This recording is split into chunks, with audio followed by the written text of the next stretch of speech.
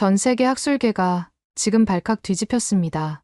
600년 동안 당연하게 여겨졌던 한글의 기원이 중국 출신의 한 교수로 인해 송두리째 흔들리고 있기 때문인데요. 너무나도 명확한 증거들을 제시한 해당 교수의 주장에 옥스퍼드, 케임브리지와 같은 세계적 언어학자들까지 고개를 끄덕이며 한글의 중국 기원설을 사실로 받아들이는 상황까지 왔습니다. 하지만 이때 누구도 예상하지 못한 반전이 일어났습니다. 학계 전체가 믿어버린 이 중국 기원설을 뒷받침하는 핵심 자료의 말도 안 되는 허점이 단 한 사람에 의해 밝혀져 버렸기 때문인데요. 심지어 그는 이 충격적인 진실을 아마 한국에서도 몰랐을 거라 주장하는 상황입니다. 그렇다면 그는 한글의 중국 기원설을 어떻게 반박할 수 있었는지, 그리고 대체 그 충격적인 진실의 정체가 뭔지 함께 알아보러 가실까요? 안녕하세요. 저는 하버드대학교에서 비교언어학과 음성학을 가르치는 에드워드 로렌스입니다. 2025년 5월, 제 학문적 인생에서 가장 혼란스러웠던 순간이 찾아왔습니다. 보스턴 국제학술원에서 개최되는 동아시아 문자체계 심포지엄 참가 등록을 마치던 날이었어요. 등록 데스크에서 프로그램 책자를 받아들고 뒤조연설 목록을 살펴보다가 갑자기 눈이 휘둥그레졌습니다. 한글의 중국적 기원 새로운 역사적 발견이라는 제목 아래 베이징 대학 장의 교수의 이름이 선명하게 적혀 있었죠. 손가락으로 그 부분을 다시 한번 짚어보며 제 눈을 의심했습니다. 30년 넘게 한글 연구에 매진해온 하버드 교수로서는 그 제목 자체가 황당하게 느껴졌죠. 심장이 저절로 두근대더군요. 한글은 한국 세종대왕이 창제한 고유 문자라는 것이 학계의 정설인데 이런 도전적인 주장이 기조연설로 채택되었다니 이해할 수 없었거든요. 불안함이 등줄기를 타고 올라왔습니다. 혹시 내가 모르는 새로운 역사적 증거가 발견된 걸까? 하지만 그럴 리가 없었죠. 제가 한글 관련 연구를 해오면서 발견한 모든 증거는 한글이 세종대왕의 독창적 발명품이라는 사실을 지지하고 있었으니까요. 에드워드, 자네도 참석했군. 갑작스러운 목소리에 고개를 들어보니 옥스퍼드 문자학과의 마이클 톰슨 교수가 환한 미소를 지으며 접근하고 있었습니다. 마이클은 제 어깨를 툭툭 치며 장회의 발표 제목이 적힌 부분을 손가락으로 가리켰어요. 얼굴에는 흥분된 기색이 역력했습니다. 마이클은 장회의가 명나라 궁중 문서고에서 새로운 자료를 발굴했다는 소문을 귓속말로 전해주었고 이번 발표가 학계에 폭탄을 던질 것이라고 흥분된 목소리로 말했습니다. 마이클의 말을 들으며 가슴이 더 답답해졌습니다. 장회의의 주장이 사실이라면 제 학문적 기반이 흔들릴 수 있었죠. 자리에서 조금 떨어져 프로그램 책자를 다시 살펴보았습니다. 장회의의 발표는 내일 오전 첫 세션이었고 90분이나 할당되어 있었습니다. 이는 일반적인 45분 발표의 2배였죠. 주최 측이 장회의의 발표를 얼마나 중요하게 생각하는지 보여주는 증거였습니다. 현기증이 느껴졌고 갑자기 물 한 잔이 간절해졌습니다. 그날 밤 호텔방에 누워 한글 창제에 관한 모든 연구 자료를 머릿속으로 다시 정리해보았어요. 훈민정음 해례본, 세종실록의 기록, 한글의 과학적 구조까지 모든 증거가 한글이 세종대왕의 독창적 창조물임을 가리키고 있었습니다. 그런데 장회의가 이 모든 정설을 뒤집을 만한 새로운 증거를 정말로 발견했을까요? 가능성은 희박해 보였지만 완전히 배제할 수는 없었습니다. 불안한 마음으로 새벽녘에야 겨우 잠이 들었죠. 다음 날 아침, 컨벤션 센터 대강당은 이미 700명 이상의 학자들로 붐볐습니다. 자리가 부족해 일부는 뒤쪽 벽에 기대어 서 있을 정도였죠. 전 세계에서 모인 언어학자, 문자학자, 역사학자들이 장회의의 발표를 기다리고 있었어요. 주변에서는 이미 장회의의 새로운 발견에 대한 기대감 섞인 대화가 오갔습니다. 독일, 프랑스, 영국, 미국 등 각국의 저명한 학자들이 오늘 패러다임이 바뀔지도 모르겠군이라며 흥분된 목소리로 의견을 나누었습니다. 그들 사이에서 저는 이상하게 고립된 느낌이었어요. 누구도 제 눈을 마주치지 않았고 모두가 장회의의 발표만을 기다리고 있었죠. 정확히 오전 9시 심포지엄 위원장이 단상에 올라 장회의를 소개했습니다. 마이크를 통해 울려 퍼지는 장회의의 목소리는 엄숙했고 마치 역사적 순간을 증언하는 듯한 무게감이 있었습니다. 오늘 기조연설을 맡아주실 베이징 대학교 장회의 교수님을 소개합니다. 교수님은 동아시아 문자 발달사의 세계적 권위자로 지난 20년간 중국 고문원 연구에 큰 업적을 남기셨습니다. 오늘은 한글의 중국적 기원이라는 주제로 학계에 충격적인 발표를 준비하셨다고 합니다. 모두 큰 박수로 환영해 주시기 바랍니다. 강당을 가득 채운 박수 소리 속에서 장웨이가 단상에 올랐습니다. 60대 초반으로 보이는 단정한 외모를 지닌 학자였고 두꺼운 뿔테 안경을 쓰고 있었습니다. 회색빛이 도는 검은색 양복에 붉은색 넥타이 차림이었는데 굉장히 격식을 갖춘 모습이라서 그런지 몰라도 아우라가 풍기더군요. 표정에는 자신감이 넘쳤고 마치 큰 비밀을 알고 있다는 듯한 신비로운 미소를 짓고 있었습니다. 이어서 장웨이는 차분한 목소리로 발표를 시작했습니다. 존경하는 동료 여러분, 오늘 저는 지난 5년간의 연구 결과를 발표하게 되어 영광입니다. 제 발표는 동아시아 문자학계에 상당한 파문을 일으킬 것입니다만 학문적 진실을 추구하는 것이 우리 학자들의 소임이라고 생각합니다. 첫 슬라이드가 스크린에 나타났습니다. 훈민정음 명나라 학자들이 조선에 전수한 문자체계. 그 제목을 보는 순간 제 심장은 더 빠르게 뛰기 시작했고 손바닥에는 식은땀이 맺혔습니다. 장웨이는 느긋하게 물 한 잔을 마시고 다음 슬라이드로 넘어갔습니다. 2022년 저는 베이징 자금성 지하 문서고에서 우연히 한 중요한 문헌을 발견했습니다. 명나라 영락제 시기의 궁중 기록으로 조선과의 문화 교류에 관한 내용이 담겨 있었습니다. 이어서 장웨이는 다음 슬라이드에 고문서의 사진을 보여주었습니다. 누렇게 변색된 종이에 중국 전통 서체로 빽빽하게 글자가 적혀 있었고 붉은색 도장도 몇 개 찍혀 있었습니다. 사진만으로는 그 내용을 알 수 없었지만 장웨이는 자신만만하게 설명을 이어갔습니다. 이 문서에 따르면 1420년 조선 사신단이 명나라를 방문했을 때 영락제는 특별히 궁중학자들에게 조선의 언어 상황을 조사하도록 지시했습니다. 당시 조선은 한자를 사용했지만 한국어의 문법 구조와 발음이 한자와 맞지 않아 문맹률이 높았죠.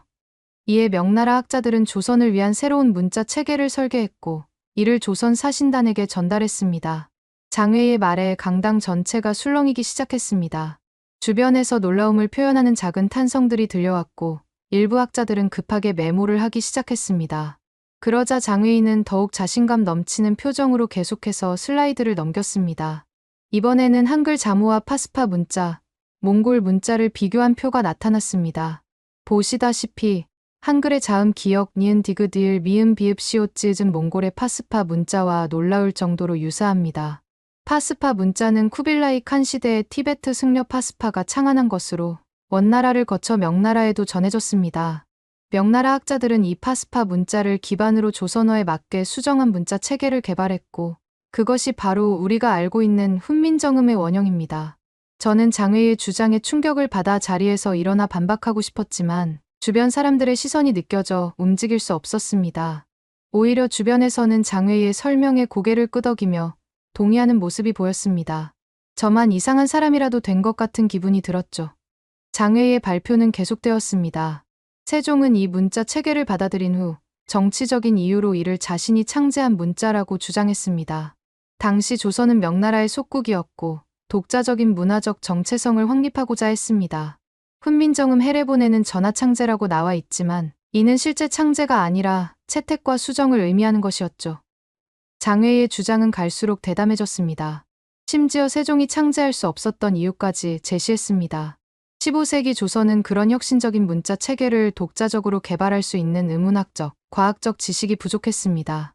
한글의 자모 구조가 인간의 발음 기관을 본떴다는 설명도 후대에 덧붙여진 것일 가능성이 높습니다. 당시 이런 음성학적 지식은 오히려 티베트 불교의 전통에서 발달했고 파스파 문자를 통해 발전된 것이죠. 장웨이의 마지막 슬라이드는 충격적이었습니다. 이어서 결론적으로 한글은 조선의 독자적 창조물이 아니라 명나라가 조선에 전수한 변형된 파스파 문자라고 주장했습니다. 그리고 더 놀라운 것은 청중들의 반응이었습니다. 수백 명의 학자들이 열렬한 박수를 보내고 있었고 일부는 기립박수까지 쳤습니다. 옆자리에 앉아있던 영국 케임브리지 대학 교수는 이제 모든 게 명확해졌군 이라며 감탄했습니다. 제 귀를 의심했어요. 이렇게 빈약한 증거와 억측에 가득 찬 주장에 모두가 설득된 것처럼 보였습니다. 질의응답 시간이 시작되었고 저는 즉시 손을 들었습니다. 왼손을 높이 든 채 제 존재를 필사적으로 알리려 했지만 사회자는 마치 의도적으로 제 손을 무시하고 다른 학자들에게 질문 기회를 주었습니다. 주변 사람들도 제 존재를 무시하는 듯 했습니다. 독일의 한스 밀러 교수가 처음 질문했습니다. 장웨이의 발견이 획기적이라고 치켜세우며 훈민정음 해례본이 조작된 것이냐는 질문이었죠. 장웨이는 여유로운 미소를 지으며 완전한 조작이라기보다 정치적 재구성이라고 대답했습니다. 다음으로 프랑스의 소피 뒤부아 교수가 세종실록의 기록을 어떻게 설명할 수 있느냐고 질문했습니다. 장외인은 이를 당연히 자국을 높이는 방향으로 서술된 것이라고 일축했습니다. 계속해서 다른 학자들의 질문이 이어졌고 장외인은 모두에게 설득력 있는 답변을 제공하는 것처럼 보였습니다. 저는 계속 손을 들고 있었지만 끝내 발언 기회를 얻지 못했습니다. 결국 사회자가 시간 관계상 더 이상의 질문은 받지 않겠습니다라고 선언했고 장외인은 청중의 열렬한 박수를 받으며 단상에서 내려왔습니다. 휴식 시간, 저는 심하게 동요된 상태로 다른 학자들에게 다가갔습니다. 우선 예일대학의 캐롤 스미스 교수를 붙잡았습니다. 얼굴이 달아오른 채로 캐롤에게 장외의 주장이 기존 연구 결과와 완전히 배치된다고 항변했습니다. 훈민정음 헤레보는 이미 유네스코 세계기록유산으로 등재된 검증된 문헌이라는 점을 강조했죠. 그러나 캐롤은 차분하게 장외이가 발견한 명나라 문헌이 상당히 흥미롭다고 말했습니다.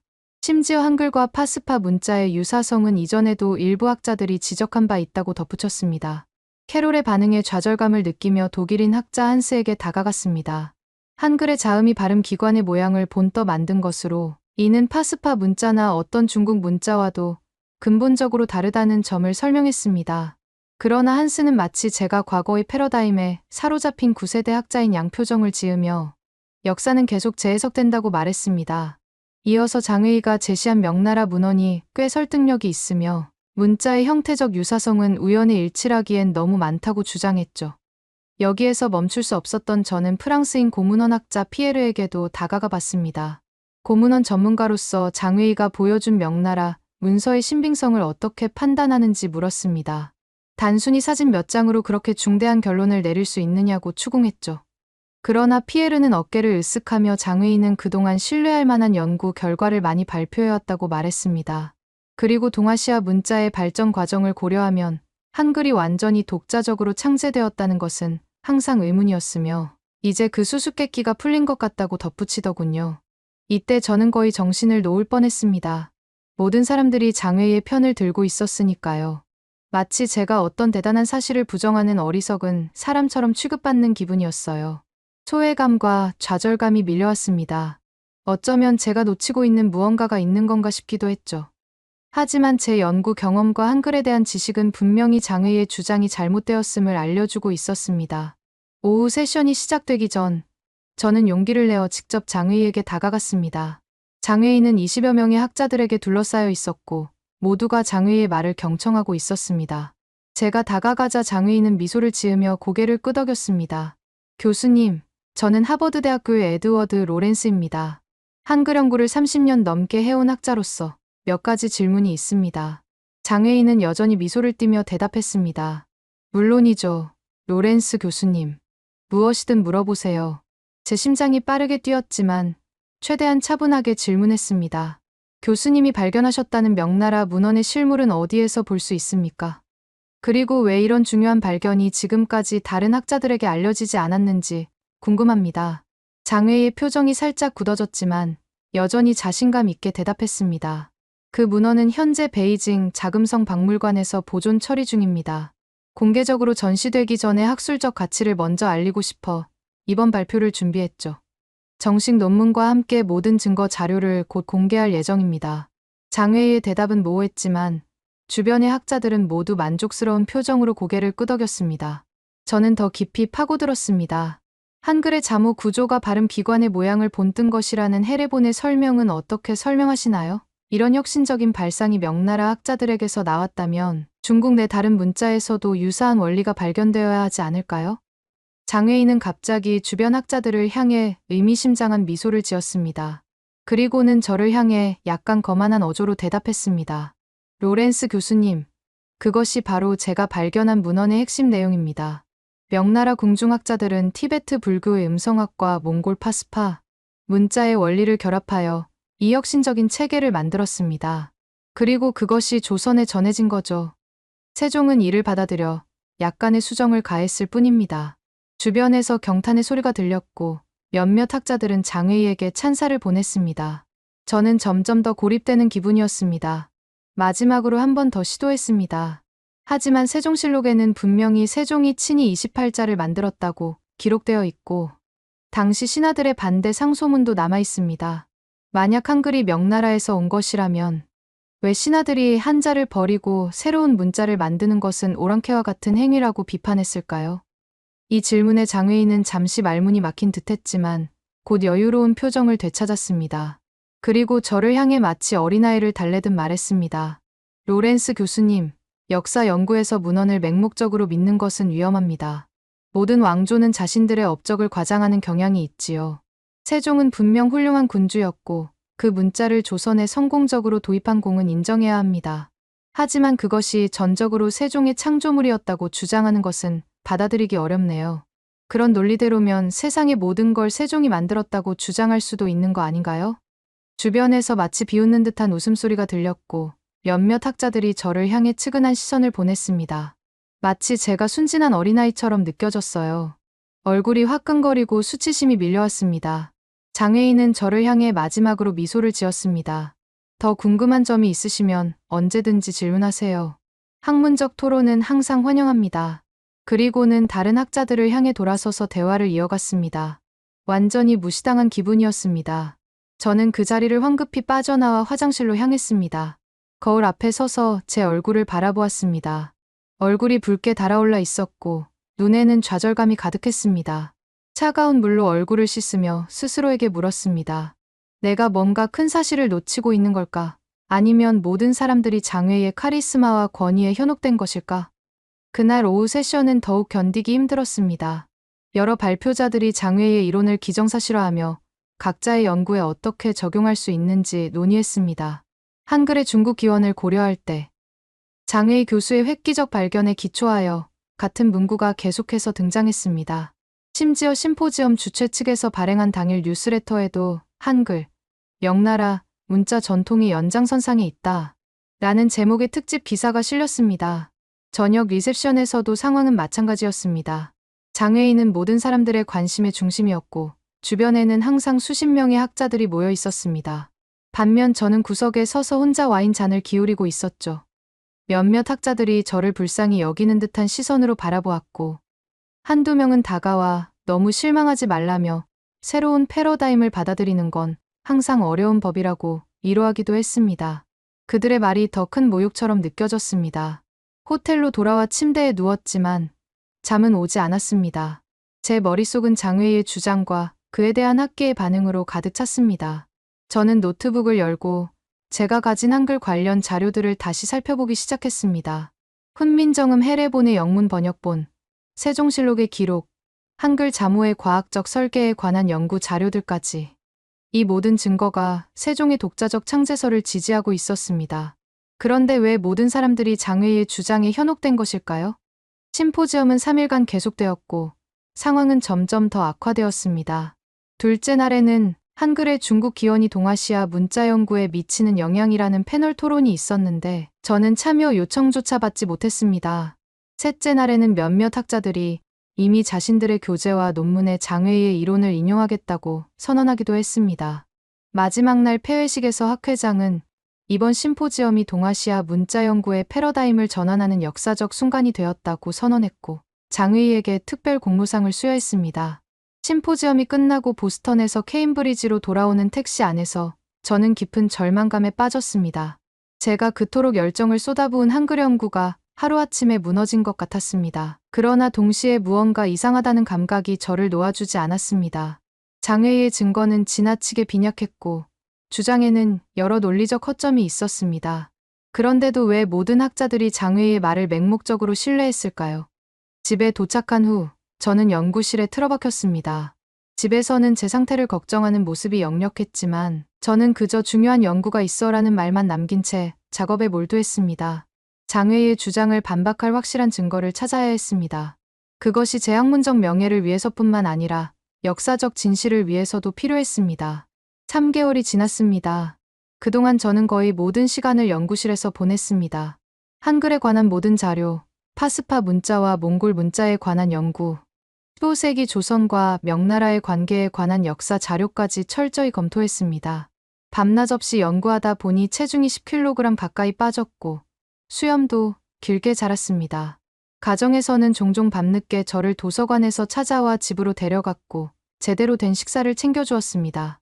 이렇게까지 할 필요가 있을까요? 학계에서 모두가 장외의 주장을 받아들인다면 그것이 옳은 것 아닐까요? 저는 단호하게 고개를 저었습니다. 이건 단순한 학문적 논쟁이 아니에요. 한글은 인류 문자 역사에서 가장 과학적이고 체계적인 창조물 중 하나입니다. 그것을 중국의 것으로, 그것도 이렇게 허술한 증거로 둔갑시키는 건 학문적 사기예요. 제가 이것을 바로잡지 않으면 누가 하겠어요? 한숨이 이어지고 제 이마에 가벼운 입맞춤이 느껴졌습니다. 알았어요. 하지만 건강은 꼭 챙기세요. 당신이 쓰러지면 누가 진실을 밝히겠어요? 7월 말, 제 이메일에 한 알림이 도착했습니다. 동아시아 문자 재심포지엄 장의 교수의 추가 발표라는 제목이었습니다. 9월 말 보스턴에서 열릴 후속 심포지엄에서 장웨이가 더 많은 증거를 가지고 자신의 이론을 강화할 예정이라는 내용이었죠. 그 순간 저는 결심했습니다. 이번에는 준비를 철저히 해서 장웨이의 주장을 공개적으로 반박하겠다고요. 8월 한 달 동안 저는 미친 듯이 반박 자료를 준비했습니다. PPT 슬라이드 하나하나를 세심하게 디자인했고 모든 주장에 대한 확실한 증거를 준비했습니다. 훈민정음 해례본의 핵심 내용, 세종실록의 기록, 한글 자모와 중국 문자의 구조적 차이점을 상세히 정리했습니다. 또한 한글 자모의 과학적 설계 원리를 도식화하고 발음 기관과의 관계를 명확히 보여주는 그림도 준비했습니다. 한글이 세계기록유산으로 등재된 근거 자료와 국제언어학계의 평가를 모은 보고서도 작성했습니다. 심지어 장웨이가 보여준 명나라 문헌의 사진을 자세히 분석하여 몇 가지 의심스러운 점을 발견하기도 했습니다. 9월 25일, 저는 다시 보스턴으로 향했습니다. 이번에는 완전히 다른 사람이 된 것 같았습니다. 과거의 불안하고 망설이는 에드워드는 사라지고 확신에 찬 새로운 에드워드가 되어 있었습니다. 비행기에서도 발표 자료를 검토하며 가능한 모든 반론에 대비했습니다. 이번에는 반드시 진실을 밝혀야 한다는 결연한 의지가 제 안에 불타올랐습니다. 재심포지엄 첫째 날, 컨벤션 센터 로비에서 마이클 톰슨을 만났습니다. 당시 마이클은 저를 알아보지 못하고 지나치려다가 갑자기 걸음을 멈추고 돌아보았습니다. 마이클의 눈이 커지며 놀란 표정이 역력했습니다. 제가 달라진 외모 때문인지 아니면 제 눈빛에서 느껴지는 결연한 의지 때문인지 모르겠지만 오랫동안 저를 바라보더군요. 수염이 덥수룩하게 자란 저의 모습은 확실히 3개월 전과는 달랐을 테니까요. 이어서 마이클은 마침내 입을 열어 오늘 장회의가 더 놀라운 증거를 가져올 예정이며 그것이 자신의 이론을 더욱 공고히 할 것이라고 말했습니다. 저는 자신감 있게 대답했고 마이클은 의아한 표정으로 고개를 갸웃거렸습니다. 제 어깨를 두드리며 행운을 빌어주는 듯한 제스처를 취했지만 그러면서도 눈빛에는 의구심이 가득했습니다. 지금 생각해보면 아마 마이클은 제가 또다시 공개적으로 망신을 당하지 않을까 하는 측은한 마음으로 그런 눈빛을 보낸 것 같네요. 대강당은 지난번보다 더 많은 사람들로 가득 찼습니다. 단상 근처의 스크린에는 한글의 중국적 기원 새로운 증거와 확증이라는 제목이 떠 있었습니다. 장웨이의 첫 발표 이후 3개월 동안 장웨이의 이론은 더 많은 지지자를 얻었고 여러 학술지에 관련 논문이 실리기도 했습니다. 이제 사람들은 한글의 중국 기원을 이미 증명된 사실처럼 이야기하고 있었습니다. 장웨이는 더욱 자신감 넘치는 모습으로 단상에 올랐습니다. 이전보다 더 많은 슬라이드를 보여주며 최근 추가로 발견된 명나라 문헌이라는 자료를 제시했습니다. 내용인즉 명나라 학자들이 조선의 문자 창제 기술을 전수했다는 것이었습니다. 심지어 장웨이는 조선 사신단에게 전달된 문자 설계도라는 것까지 보여주었습니다. 그것은 한글 자모와 비슷하게 생긴 기호들이 그려진 종이 한 장이었습니다. 세종은 실제로 문자 창제 능력이 없었습니다. 15세기 조선은 그런 언어학적 혁신을 할 만한 과학적 지식이 부족했어요.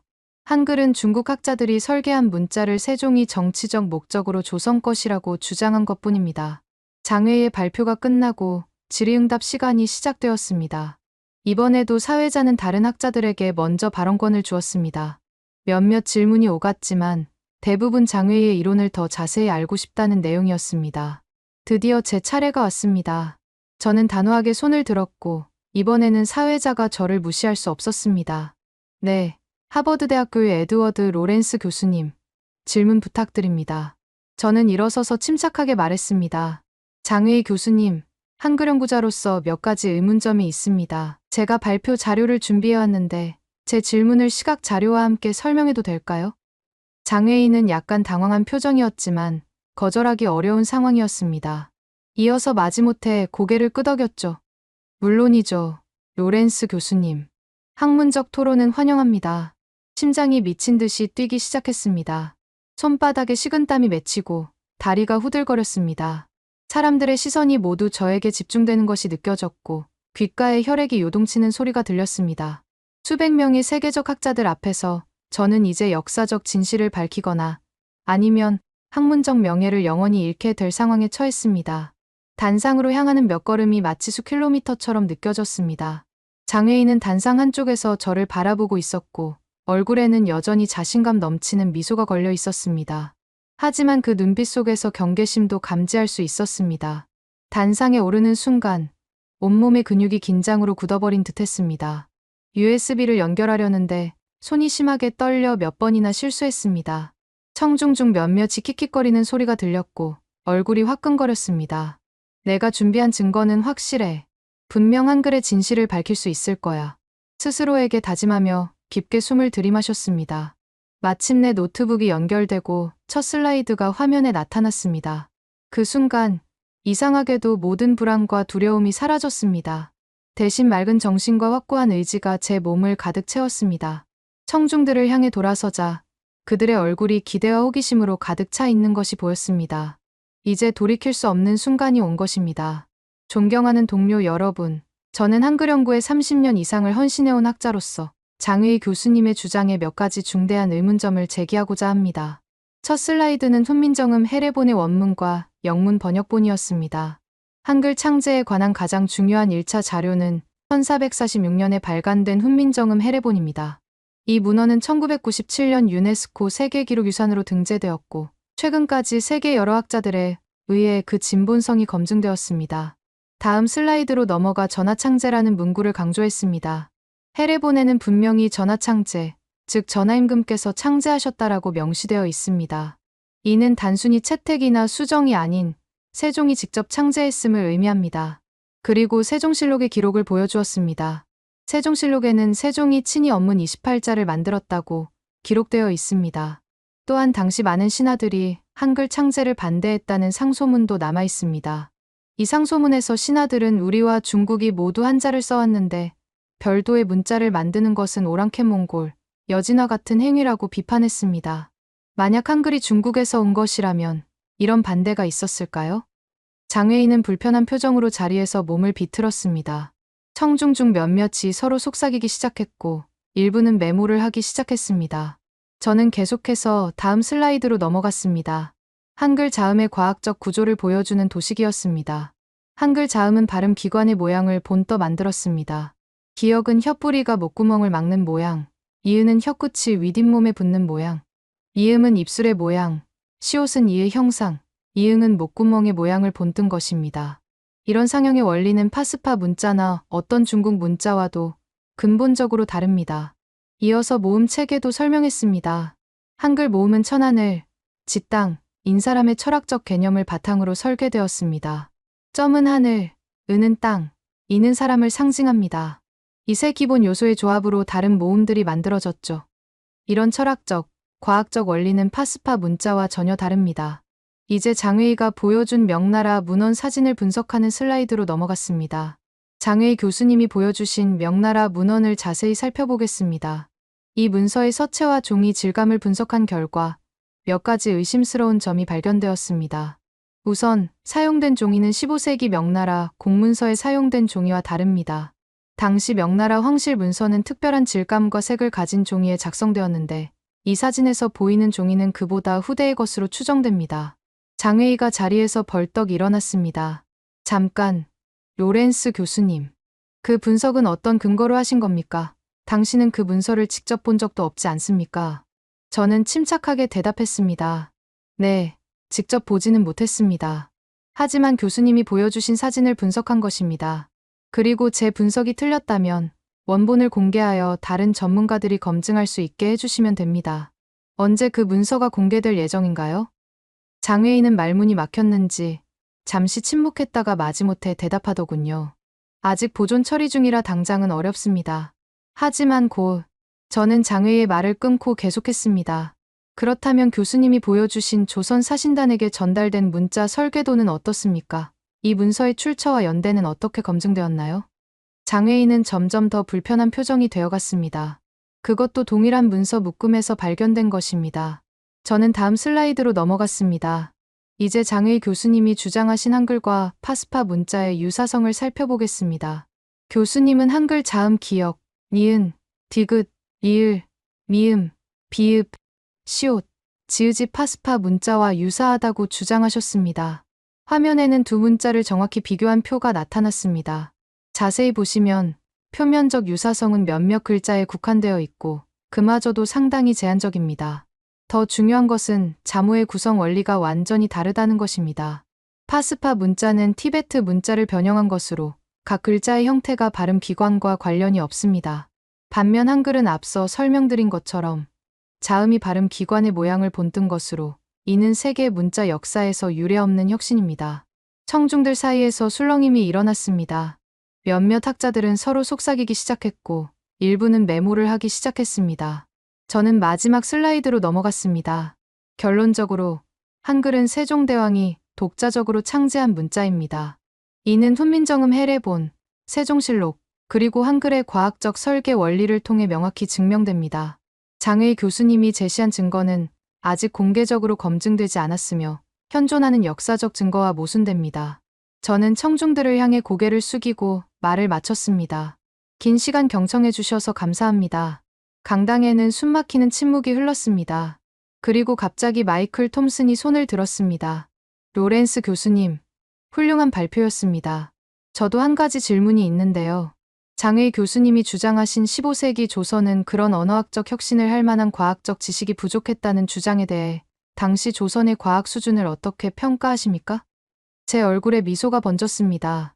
이것은 제가 기다리던 질문이었거든요. 훌륭한 질문입니다. 톰슨 교수님. 15세기 조선은 과학과 문화 분야에서 매우 높은 수준을 자랑했습니다. 세종 시대에는 세계 최초의 강우량 측정기, 물시계, 혼천해 등의 과학기기를 발명했고 음악의학서 편찬 등 다양한 업적이 있었습니다. 세종은 집현전을 설치해 젊은 학자들을 육성하고 학문 연구를 장려했지요. 이런 높은 학문적, 과학적 토대가 있었기에 한글과 같은 혁신적 문자 체계의 창조가 가능했던 것입니다. 이번에는 프랑스의 소피 듀부아가 질문했습니다. 장외이 교수님이 보여주신 명나라 문헌은 언제 어디서 발견되었으며 왜 지금까지 다른 학자들에게 알려지지 않았나요? 모든 시선이 장외이에게 향했습니다. 곧이어 장외이는 자리에서 일어났지만 이전과 달리 자신감 있는 모습이 사라져 있었습니다. 목소리까지 약간 떨리더군요. 그 문헌은 2022년에 베이징 자금성 지하 문서고에서 발견되었습니다. 아직 정식으로 공개하지 않은 이유는 보존 처리 중이고 더 자세한 연구가 필요해서입니다. 독일의 한스 밀러도 질문을 던졌습니다. 장외이 교수님, 로렌스 교수님이 지적한 대로 한글의 자음이 발음 기관을 본뜬 것이라는 설명은 매우 설득력이 있습니다.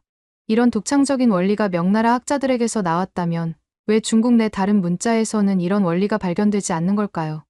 장외인은 더욱 불안한 표정이 되었습니다. 그건 명나라 학자들이 특별히 조선을 위해 개발한 것이기 때문에. 장외의 대답은 점점 더 모호해졌고 청중들은 서로 의미심장한 눈빛을 주고받았습니다. 드디어 프린스턴 대학교의 다니엘 브라운이 결정적인 발언을 했습니다.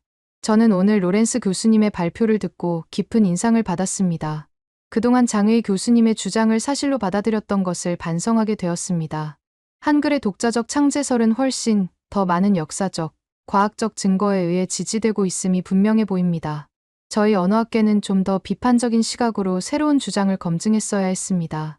다니엘 브라운의 발언에 많은 학자들이 고개를 끄덕였고 일부는 박수까지 쳤습니다. 장외인은 완전히 고립된 표정이 되었습니다. 마치 3개월 전 제가 느꼈던 것과 똑같은 느낌이었을 것입니다. 사회자가 나서서 발언권을 요청했습니다. 여러분, 오늘의 토론은 매우 값진 학문적 교류였습니다. 로렌스 교수님의 증거 제시와 장외이 교수님의 이론 모두 동아시아 문자 연구에 중요한 기여를 했습니다. 앞으로도 계속해서 증거를 검증하고 토론하는 과정이 필요할 것입니다. 하지만 사회자의 중립적인 태도에도 불구하고 분위기는 이미 완전히 바뀌어 있었습니다. 심포지엄이 마무리되고 많은 학자들이 저에게 다가와 질문과 축하의 말을 건넸습니다. 장회인은 서둘러 짐을 챙겨 강당을 빠져나갔습니다. 다음 날 아침, 심포지엄 조직위원회는 성명을 발표했습니다. 어제의 논의를 바탕으로 본위원회는 한글이 15세기 조선의 세종대왕이 주도하여 독자적으로 창제한 문자체계라는 기존 학설을 재확인합니다. 장회의 교수의 주장은 더 많은 증거가 필요하다고 판단됩니다. 국제 언론들도 이 소식을 다루기 시작했습니다. 한글 중국 기원설, 증거 부족으로 기각, 하버드 학자, 한글의 독자적 창제 증명 같은 헤드라인이 신문과 온라인 뉴스를 장식했습니다. CNN에서 저에게 인터뷰 요청이 왔을 때 저는 기쁨과 홀가분함을 동시에 느꼈습니다. 로렌스 교수님, 장의 교수의 주장에 반박하기 위해 이렇게 노력한 이유가 무엇인가요? 기자가 물었습니다. 저는 진심을 담아 대답했습니다. 한글은 단순한 문자가 아닙니다. 그것은 인류가 만든 가장 과학적이고 혁신적인 문자 체계 중 하나로 세종대왕의 애민정신과 조선의 문화적 자산을 대표하는 소중한 유산입니다. 역사적 진실을 바로잡는 것은 학자로서 제 의무라고 생각했습니다. 그로부터 한 달 후 베이징 대학에서 충격적인 소식이 전해졌습니다. 장웨이 교수가 학문적 사기로 조사를 받고 있다는 내용이었습니다. 심지어 장웨이가 당시에 공개한 명나라 문헌은 실제로 존재하지 않는 것으로 밝혀졌고 증거로 보여줬던 사진은 조작된 것이었습니다. 장웨이는 학교에서 임시해직되었고 국제학계에서도 퇴출되었습니다. 돌이켜보면 보스턴 심포지엄에서의 그 치욕스러운 경험이 오히려 저를 더 강하게 만들어주었습니다. 때로는 혼자 서서 진실을 외치는 것이 얼마나 어려운지, 그러나 동시에 얼마나 중요한지를 뼈저리게 느꼈습니다. 언어는 단순한 소통 도구가 아닌 한 민족의 정체성과 역사가 담긴 소중한 유산입니다.